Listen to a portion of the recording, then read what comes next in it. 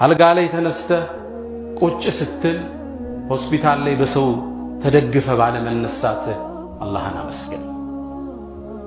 ካልጋ ተነስተ ልክ ቁመህ ቤትን ስታማትረው የስደተኞች ካምፕ ላይ ባለ መቀመጥ አላህን አመስግን። ዩኤንኤችሲአር ባወጣው ዘገባ 2023 ላይ ብቻ 110 ሚሊዮን ህዝብ ከቀየው ተሰዷል። ቤቱን ለቆ ሄዷል። ልጆቹን እየጎተተ ሀገሩን ለቆ ወጥቷል። ከነዚሁ 36.4 ሚሊዮን ህዝብ ሸራ ለብሶ የስደተኞች ካምፕ ላይ ተቀምጧል። በረዶ ሐሩሩ ፀሐይ ይፈራረቅባቸዋል።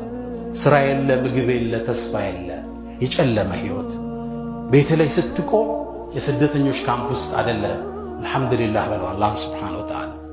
ተነስተ ሽንት ቤት ገብተ ፊትክን ስትታጠብ በቀን ውስጥ ኩላሊታቸውን ሁለት የሚታጠቡ እንዳሉ ሰብና አላህን ምስጋና አድርስለት። ትልቅ ጸጋ ውስጥ ነው። ወኢን ተዑዱ ኒዕመተ አላህ ላ ትሕሱሃ። ከላይ እስከ ታች አጥቦናል።